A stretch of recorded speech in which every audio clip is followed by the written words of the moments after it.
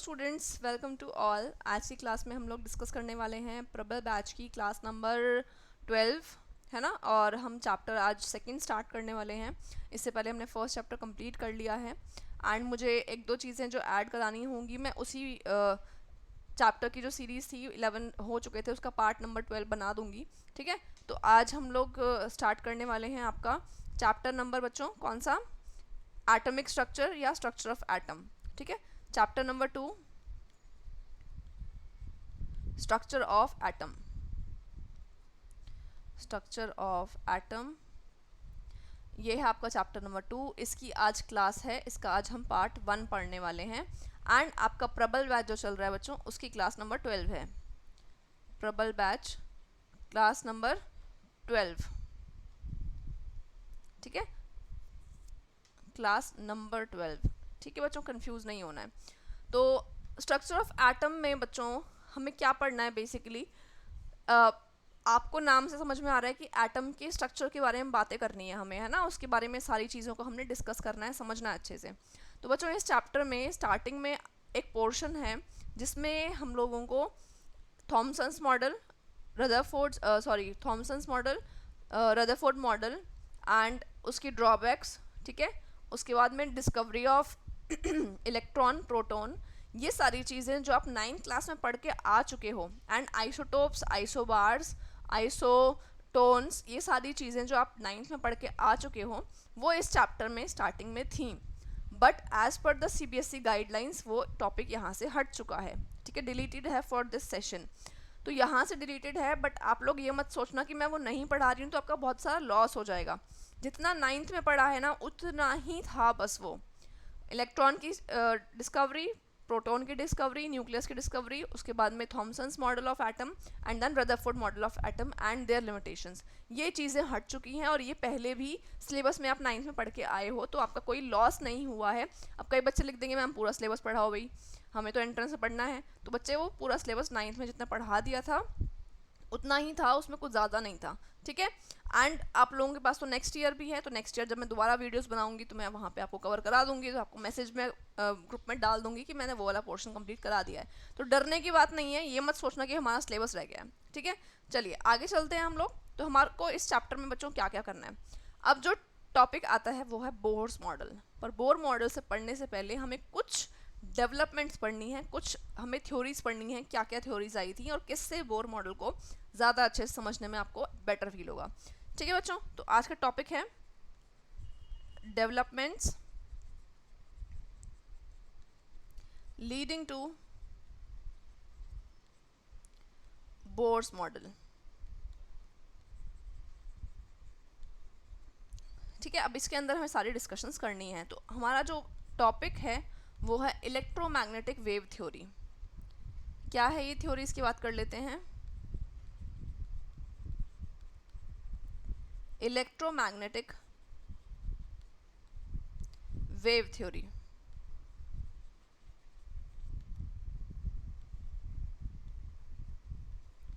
बच्चों जैसे कि आपको पता लग रहा है कि यहाँ पे हम बात करने वाले हैं वेव थ्योरी की, ठीक है।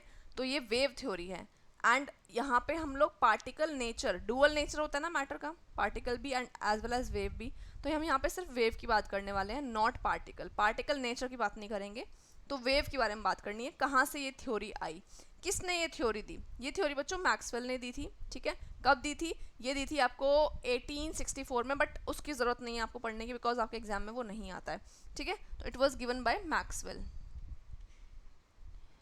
तो ये थ्योरी क्या थी, इसमें वेव नेचर एक्सप्लेन हो रहा है, ठीक है। वेव का मतलब है जैसे कि मान लीजिए फ़ैन चला रखा है आपने, जब फ़ैन रुक जाता है, जिस टाइम पे फ़ैन रुकता है बच्चों, उस टाइम पे आप यू कैन काउंट कि 3 फ्लैप्स हैं उसके, 3 ब्लेड्स हैं फ़ैन के, ठीक है। यू कैन काउंट ना, अगर 3 ब्लेड्स आपको दिखाई दे रहे हैं फ़ैन के तो वो रुका हुआ फ़ैन है। और जब वो चल रहा है तो आपको एक राउंड दिखाई देता है। आप फ़ैन देख सकते हो, आपके ऊपर फ़ैन चल रहा होगा, तो फ़ैन जो है वो राउंड आपको दिखाई दे रहा है, उसकी शेप राउंड दिखाई दे रही है।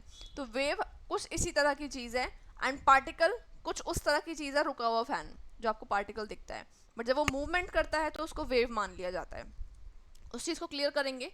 तो स्टूडेंट्स वेव थ्योरी जो है इसके कुछ पॉस्टुलेट्स हैं, कुछ पॉइंट्स हैं, 4 पॉइंट्स हैं, उनको हम पढ़ते हैं कि ये मतलब क्या है एक्चुअली। तो कहाँ से आ रही है वेव, उसकी बात करते हैं। फर्स्ट पॉइंट क्या है, फर्स्ट पॉस्टुलेट क्या है, इसके क्या पॉस्टुलेट्स हैं, क्या क्या समझाया गया, उसकी बात करते हैं। तो पहला पॉइंट है कि जो वेव होती है वो कहाँ से एमिट हो रही है, कहाँ से रेडिएट हो रही है। अगर कोई भी आपके पास सब्सटेंस है, उसमें से इलेक्ट्रिक करंट जा रहा है और वो सब्सटेंस हॉट हो चुका है, उसका टेम्परेचर राइज कर चुका है, तो उसके अंदर से कुछ रेडिएशंस निकलती हैं, ठीक है। उसी रेडिएशन को हम लोग वेव कहते हैं, उसी रेडिएशन को हम इलेक्ट्रोमैग्नेटिक वेव कहते हैं, या रेडिएशन या रेडिएंट एनर्जी कहते हैं, ठीक है स्टूडेंट्स। तो पहला पॉइंट हमारा यही है, when a substance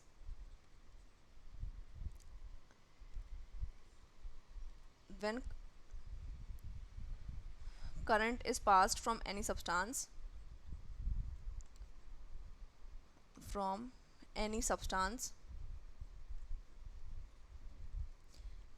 its temperature rises, its temperature rises then it starts radiating, it starts radiating, और कह सकते हैं आप, और रेडिएशंस स्टार्ट कमिंग आउट,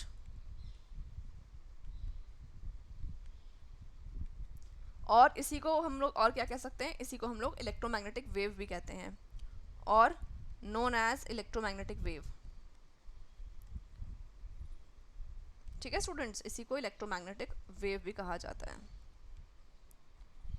तो यहाँ पे जो पॉइंट नोट करने वाला था वो ये था कि कोई भी सब्सटेंस जो है, अगर कोई भी आयरन रॉड है या आपकी इलेक्ट्रिक आयरन है जिससे प्रेस करते हैं कपड़ों को, तो वो भी है, अगर वो हीट हो रखी है, उसमें टेम्परेचर राइज कर रखा है, तो उसका भी कुछ उसके अंदर से रेडिएशंस एमिट आउट हो रही हैं, उसको हम क्या कहते हैं, या तो रेडिएशन कहेंगे, रेडिएटिंग एनर्जी कह सकते हैं, इलेक्ट्रोमैग्नेटिक वेव कह सकते हैं। यहाँ लिख देती हूँ, रेडिएटिंग एनर्जी, ठीक है। तो ये सारी चीज़ें हम उसको इजीली कह सकते हैं। तो चलिए स्टूडेंट्स पॉइंट नंबर 2 पे चलते हैं। पॉइंट नंबर 2 क्या है यहाँ पे हमारा, पॉइंट नंबर 2 ये है कि जो ये रिलीज हो रही है एनर्जी, इनमें दो परपेंडिकुलरी जो है, यहाँ पे मैग्नेटिक कंपोनेंट भी है एंड इलेक्ट्रिक कंपोनेंट भी है, और जिस डायरेक्शन में वो मूव कर रहे होते हैं, प्रोपेगेट कर रहे होते हैं, उसके भी और आपस में भी वो परपेंडिकुलर होते हैं, ठीक है। तो write down this point, there are two components, there are two components in the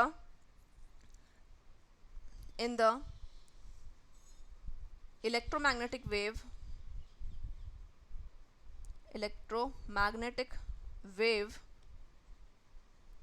that is electric component,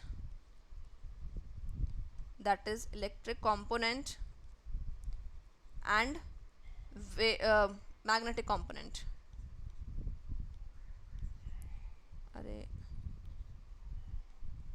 and magnetic component। तो कितने कंपोनेंट है बच्चों यहाँ पे, है हमारे पास इलेक्ट्रिक कंपोनेंट है, एक मैग्नेटिक कंपोनेंट है, ठीक है।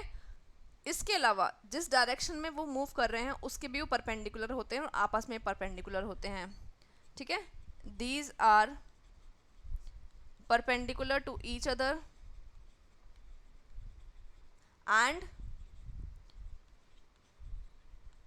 to the direction of propagation। जिस डायरेक्शन में प्रोपेगेट हो रहे हैं, डायरेक्शन ऑफ प्रोपेगेशन, उसमें भी क्या है, ये उसके भी परपेंडिकुलर हैं। कैसे, अब हम डायग्राम समझते हैं इसका, कैसे बच्चों, इसका डायग्राम देखेंगे।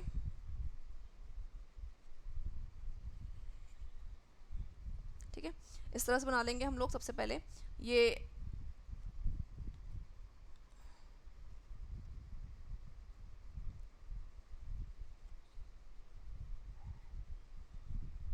एक कंपोनेंट हो गया जो हमारे इस मीडियम में काम कर रहा है, मान लो एक्स एक्सिस में काम कर रहा है, ठीक है। दूसरा कंपोनेंट जो होगा वो इस तरह से होगा,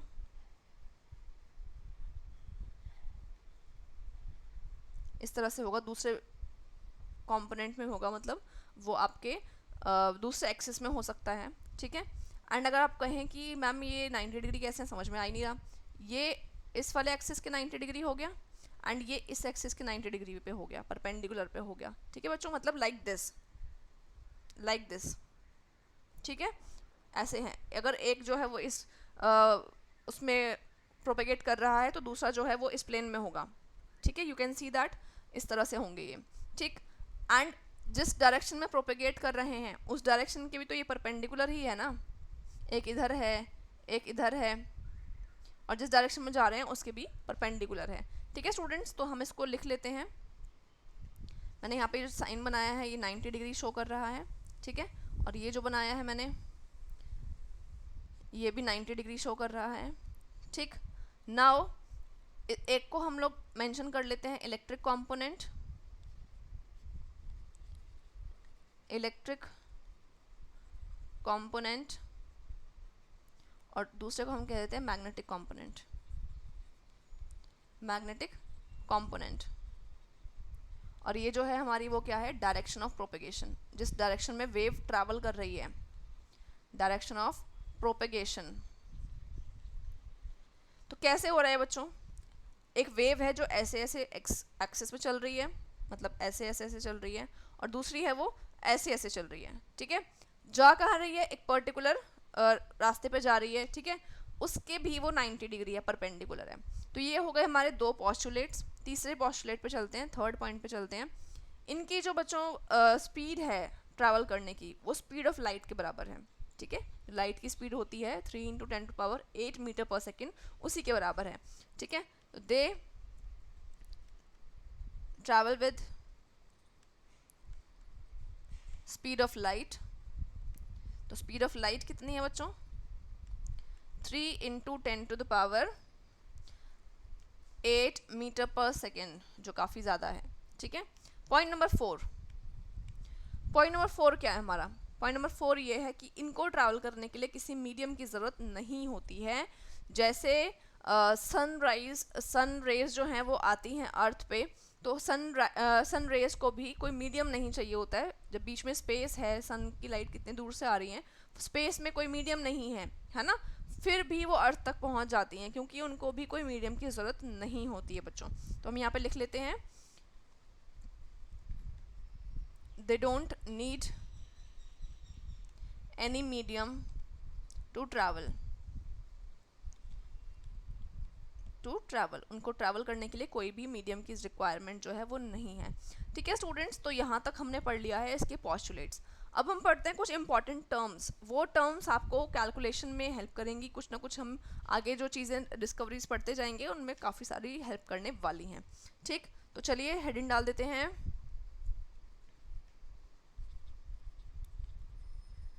सम इम्पॉर्टेंट टर्म्स।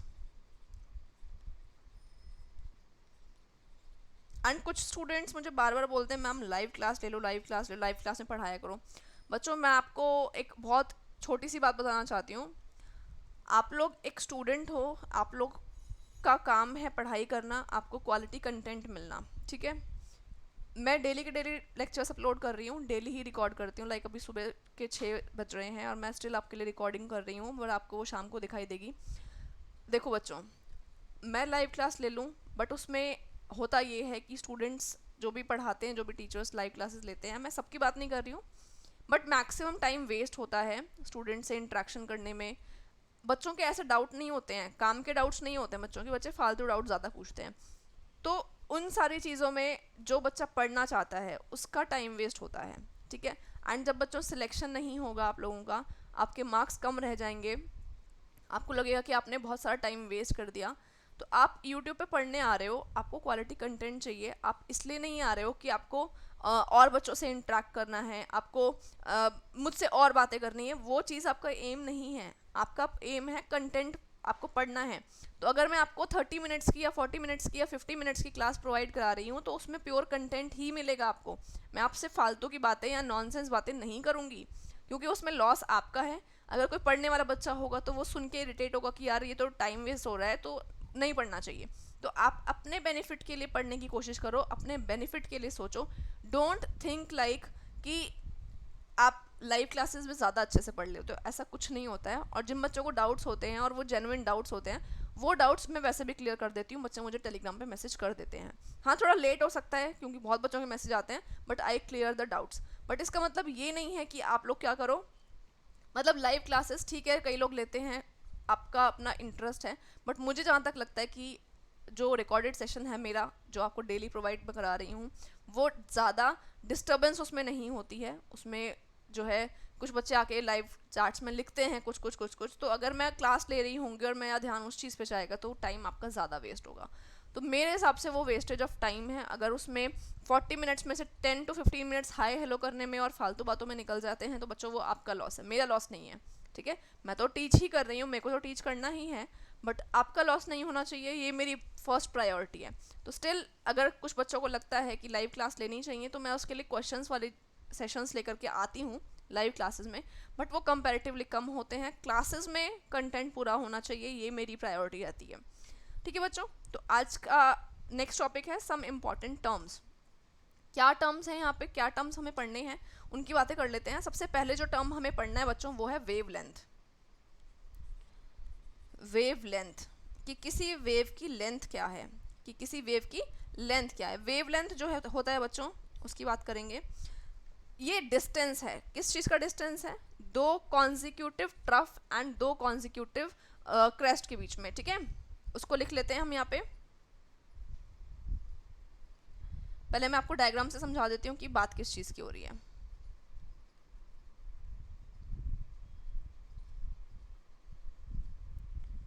यहाँ पे आप देख लें, इस तरह से मैंने एक वेव बना रही हूँ। ठीक है,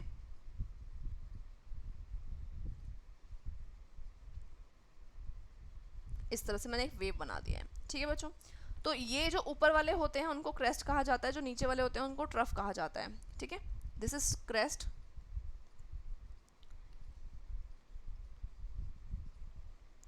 और जो नीचे है उसे कहा जाता है trough.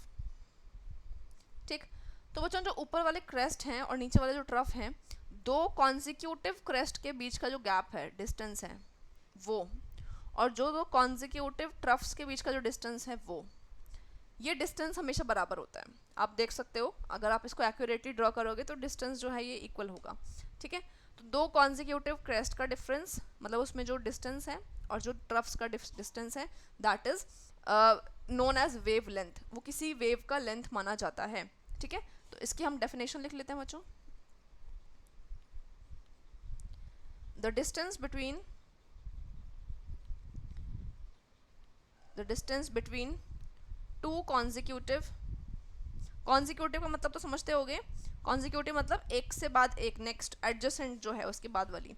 The distance between two consecutive crest और troughs is known as wavelength and it is denoted by lambda। इससे डिनोट किया जाता है, इसको बोलते क्या है, लैम्डा बोलते हैं, लैम्डा। ठीक है बच्चों, तो लैम्डा है, इसको ऐसे बोलेंगे। और इसकी जो यूनिट, जो लेंथ की यूनिट क्या होती है, what is the unit of length, metre, centimetre, angstrom, nanometre. तो ये कुछ भी यूनिट जो है इसकी हो सकती है। यूनिट क्या होगी इसकी, it can be centimeter, it can be meter, it can be angstrom, it can be nanometer, etc। ऐसी आपको यूनिट्स जो हैं वो देखने को मिल जाएंगी जब आप क्वेश्चंस करने बैठोगे। ओके स्टूडेंट्स, तो सम इंपॉर्टेंट टर्म्स में हमने पहली टर्म पढ़ लिया है, वेव लेंथ क्या होता है। ठीक है, now come to the second point. Second है हमारा फ्रीक्वेंसी की बात कर लेते हैं।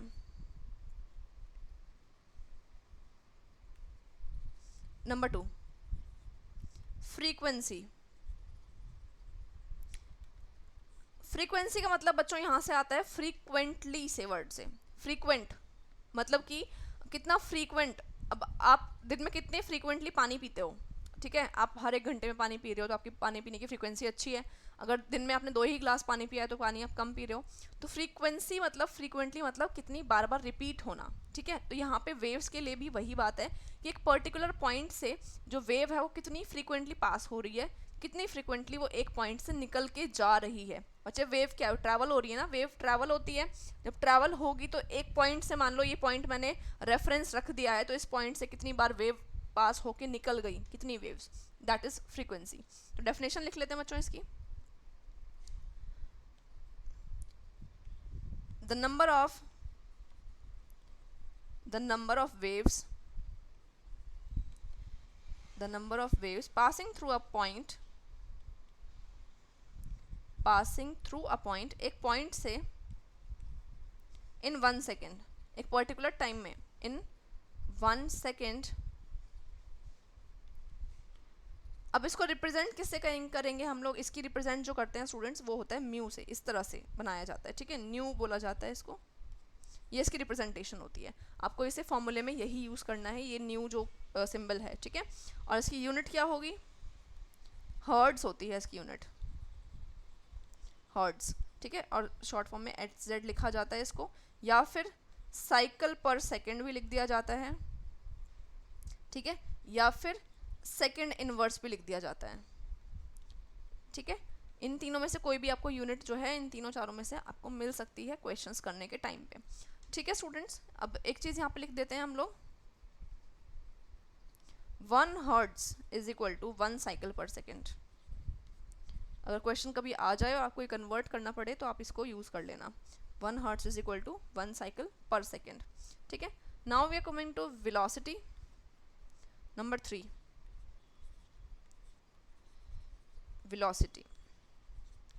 वेलोसिटी क्या होता है बच्चों, वेलोसिटी होता है, वेलोसिटी तो आप जानते ही हो, एक वेक्टर क्वांटिटी है, जैसा स्पीड होता है वैसा ही वेलोसिटी होता है। तो वेलोसिटी किसी वेव के टर्म्स में क्या होगी, मतलब यहाँ पे हम लोग जितना वो डिस्टेंस ट्रैवल कर रही है वो तो हमें लिखना ही है वेव का, पर टाइम के रेफरेंस में लिखना है, ठीक है। वेक्टर क्वांटिटी है तो हमें इसको टाइम के रेफरेंस में लिखना है, ठीक है। तो वेलोसिटी की डेफिनेशन क्या होगी, it is defined as the linear distance between the linear distance traveled by the wave in 1 second। क्योंकि टाइम रेफरेंस लेना है वेव इन 1 सेकेंड, क्योंकि टाइम रेफरेंस आपको लेना पड़ेगा क्योंकि ये वेलोसिटी की बात हो रही है ना कि स्पीड की बात हो रही है, राइट स्टूडेंट्स। तो ये आप अच्छे से जानते हो। एंड इसको रिप्रेजेंट करते हैं, या तो हम इसको C से रिप्रेजेंट कर सकते हैं, ठीक है। और इसकी यूनिट क्या होती है, वेलोसिटी की यूनिट आप जानते हो, आप डिस्टेंस अपॉन टाइम की बात कर रहे हो ना, तो इट कैन बी मीटर पर सेकेंड, ठीक है, और सेंटीमीटर पर सेकेंड, या जो भी आपको यूनिट दी जाए डिस्टेंस की, और अपॉन टाइम जो जिसमें भी दिया जाए आप उसमें उसको निकाल सकते हो, ठीक है बच्चों। तो क्योंकि ये क्या है, डिस्टेंस अपॉन टाइम रेफरेंस, ठीक, तो यूनिट क्या होगी, मीटर पर सेकेंड या सेंटीमीटर पर सेकेंड या एंगस्ट्रॉम पर सेकेंड, जिसमें भी आपको निकालना हो, ठीक। Now the next one is amplitude, fourth one is amplitude. Amplitude क्या होता है बच्चों, एम्पलीट्यूड होता है कितनी उसकी ज़्यादा एम्पलीट्यूड है, मतलब कितना वो हाई है, हाई पिच कह सकते हैं इसको, ठीक है। Is the height of the crest और डेप्थ ऑफ द ट्रफ, मतलब जो हमने यहाँ पे जो मैंने इस केस में आपको बना के दिखाया था डायग्राम, वैसा ही कुछ डायग्राम मैं आपको बना के दिखाती हूँ अभी, इधर देख लीजिए। ये जैसे एक वेव बनाई है ना, तो इसकी हाइट कितनी है या इसकी डेप्थ कितनी है, और ये दोनों इक्वल होते हैं। अगर मैं इसकी हाइट की बात करूं, हाइट ऑफ द क्रेस्ट, और किसकी बात कर रही हूं, डेप्थ ऑफ द ट्रफ, तो ये दोनों क्या है, ये एम्पलीट्यूड कहलाते हैं। ये जो हाइट है particularly, this is the amplitude. Write down the definition students. Definition क्या होगी इसकी, amplitude of the it is the height of crest और डेप्थ ऑफ ट्रफ, ठीक है स्टूडेंट्स। ये यहाँ पे हो गया है ये हमारा कंप्लीट। एंड इसको एम्पलीट्यूड को डिनोट किया जाता है ए से, एंड इसकी यूनिट क्या होंगी, क्योंकि ये भी एक हाइट है तो इसकी भी यूनिट जो होगी वो होगी या तो सेंटीमीटर या मीटर या एंगस्ट्रॉम या नैनोमीटर, किसी में भी रिप्रेजेंट इसको किया जा सकता है इजीली, ठीक है। नाउ एक और लास्ट पे चलते हैं, उसके बाद हम फॉर्मूलेज करेंगे। Next one is, fifth one is wave number. Wave number, ठीक है, वेव नंबर क्या होता है यहाँ पे बात कर लेते हैं वेव नंबर की। तो बेसिकली ज़्यादा इसमें डेफिनेशन की ज़रूरत नहीं है, बस वेव नंबर का फॉर्मूला आप समझ लो बच्चों। फॉर्मूला क्या है, मैं आपको दो फॉर्मूले लिखवा देती हूँ यहाँ पे। पहला फॉर्मूला, वेव नंबर को रिप्रेजेंट करते हैं हम लोग इससे, म्यू बार से, ठीक है, बार मतलब उसके आपने बार लगा दिया ऊपर, तो ये डिफरेंस हो गया किससे, जो हमने ऊपर सिंबल पढ़ा था फ्रीक्वेंसी का और वेव नंबर का अलग अलग डिस्टिंग्विश करने के लिए, ये इसका सिंबल हो गया। एंड इसका फॉर्मूला क्या होता है, क्या होता है ये, mu bar is equal to 1/λ। एक फॉर्मूला आपको ये पढ़ना है, दिस इज अ रिलेशन, ठीक है बच्चों। इसके बाद एक और आपने रिलेशन पढ़ना है, किस किस का, ये तो पहला फॉर्मूला आपने पढ़ा। नाउ द रिलेशन बिटवीन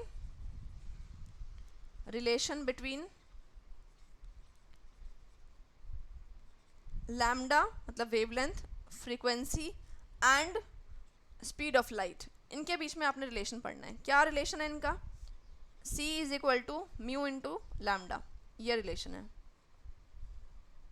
ठीक है, ये समझ में आ गया। लैम्डा इज इक्वल टू, अगर ऐसा निकालना चाहो तो आप इसको किसी तरह भी कर सकते हो, lambda is equal to c by mu, ठीक है, mu is equal to c by lambda, वैसे मैं जनरली ये वाला लर्न रखती हूँ, mu is equal to c by lambda, तो आप कुछ भी इनमें से लर्न कर लो, एक ही बात है, ठीक है बच्चों। तो ये आपको यूज़ करना है, अभी आगे यूज़ करना है क्वेश्चंस में। इस पर मैं क्वेश्चंस करा देती हूँ सो दैट आप घर पे प्रैक्टिस कर लेना।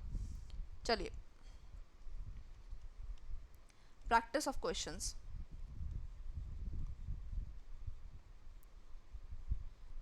किस तरह के क्वेश्चंस आएंगे, बहुत डायरेक्ट क्वेश्चंस होंगे, आपको बस ये सारी चीज़ें जो है पुट करनी होंगी, उसी की हमें बात करनी है, ठीक बच्चों। तो क्वेश्चंस लिख लेते हैं, एक दो क्वेश्चन करा देती हूँ। Question number 1, calculate wave number. Wave number का सिंबल क्या होगा बच्चों, ये सिंबल होगा wave number, and B part frequency. दो चीज़ें कैलकुलेट करनी है आपने, calculate the wave number and calculate the frequency. What is given, of a radiation having wavelength कितना 5 इतना दिया हुआ है, ठीक है, 5800 एंगस्ट्रॉम इतना दिया हुआ है आपको। क्या ये दिया है आपको बच्चों, लैम्डा दिया हुआ है, ठीक है, आपको बस इतनी इन्फॉर्मेशन गिवन है। तो इसमें कौन सा फॉर्मूला लगवाएं, पहली बात तो आपको वेव नंबर का तो फॉर्मूला आता ही है, वेव नंबर में डायरेक्टली इसको पुट कर सकते हो आप, है ना, हाँ या ना, आंसर। पहले क्या निकालना है हमको, हमें निकालना है वेव नंबर। तो वेव नंबर का फॉर्मूला है बच्चों 1/λ, सिंपल फॉर्मूला ज़रूर लिखें, ठीक है, और पुट कर लेते हैं यहाँ पे 1/5800 एंगस्ट्रॉम। तो इसको सॉल्व कर लेना, आंसर आपका आ जाएगा, ठीक है, इसको सॉल्व कर लेना इजीली। ये तो हो गया आपका A part. Now come to B part. B part क्या है बच्चों, म्यू निकालना है आपको, फ्रीक्वेंसी कैलकुलेट करनी है, ठीक है। तो फ्रीक्वेंसी कैसे कैलकुलेट करेंगे, फॉर्मूला क्या है, mu is equal to c by lambda, यही है ना, ठीक है ना, बहुत ईजी सी बात है, यहाँ पे आपको यही यूज़ करना है। Now what the problem is, आपको बस इसको डायरेक्ट पुट करना है। अब बच्चों आप लोग कहोगे मैम सी की तो वैल्यू गिवन ही नहीं है, गिवन तो नहीं है बट आपको आनी चाहिए ना। C is speed of light, speed of light की क्या होती है बच्चों, स्पीड ऑफ लाइट की जो वैल्यू है वो होती है 3 × 10⁸ मीटर पर सेकेंड होती है, ठीक है। अब मैम ये तो मीटर में है, तो आपने क्या करना है, लैम्डा की जो वैल्यू है उसको मीटर में कन्वर्ट करना है, ठीक है, इसको मीटर में कन्वर्ट कर लीजिए। कैसे कन्वर्ट करेंगे, 5800 × 10⁻⁻10 मीटर, अब ये इतनी हो गई, मीटर में आ गई, ठीक है। अब इसको पुट कर दो यहाँ पे, डिवाइड बाय 5800 × 10⁻⁻10। तो ये हो गया बच्चों हम लोगों का क्वेश्चन, एक क्वेश्चन, इसकी वैल्यू सॉल्व कर लेना और आंसर लिख लेना, ठीक है। नाउ यूनिट क्या आएगी, वेव नंबर की तो समझ में आ जाएगा आपको, एंगस्ट्रॉम इनवर्स आ जाएगी इसकी यूनिट, ठीक है। यहाँ पे यूनिट क्या आएगी बच्चों, ये मीटर अपॉन सेकेंड था, और जो नीचे वाली वैल्यू है हमारी लैम्डा की वो किस में है, वो हमारी मीटर में है ना, तो कट जाएगा, तो आंसर किस में आ जाएगा, सेकेंड इनवर्स में आ जाएगा। फ्रीक्वेंसी की जो यूनिट आएगी वो सेकेंड इनवर्स में आ जाएगी, वो ध्यान रख लेना, बाकी वैल्यू सॉल्व करके पुट कर लेना, ठीक है। चलिए स्टूडेंट्स, आज के लिए इतना ही काफ़ी है। आप लोगों का होमवर्क दे देती हूँ मैं यहाँ पे आपको। क्या करना है, आपकी बुक में जो भी आप रेफरेंस बुक यूज़ करते हो उस बुक में इसी टॉपिक के, ठीक है, इसी टॉपिक के आपको कितने क्वेश्चंस मिलेंगे, कम से कम 10 क्वेश्चंस के आसपास हैं। तो आपको 10 क्वेश्चंस करने हैं, 10 क्वेश्चंस कर लेना इसी टॉपिक के, ठीक है, जो मैंने आपको कराया है इसी फॉर्मूले पे बेस्ड। तो उसमें आपको बहुत सारी कन्वर्जन्स करने को मिलेंगी। जैसे हमने इस क्वेश्चन में एंगस्ट्रॉम और मीटर की कन्वर्जन करी है, वैसे ही और भी आपको कन्वर्जन्स करने को मिल जाएंगी, जिससे आपको समझ में आ जाएगा क्वेश्चन किस तरह से आता है। ठीक है, तो 10 क्वेश्चंस आप इस टॉपिक में से कर लोगे एंड नेक्स्ट क्लास में हम लोग इससे नेक्स्ट टॉपिक पढ़ेंगे। ठीक है students, so that's all for today. और लाइक करना, कमेंट करके ज़रूर बताना और अपने फ्रेंड्स के साथ शेयर करना and subscribe to my channel अगर अब तक नहीं किया है तो। और जो स्टूडेंट्स मटेरियल चाहते हैं, स्टडी मटेरियल, वो ग्रुप में ऐड हो सकते हैं टेलीग्राम ग्रुप में, और उसके लिए आप मुझे टेलीग्राम आईडी पे मैसेज कर देना। मेरी टेलीग्राम आईडी डिस्क्रिप्शन बॉक्स में गिवन है।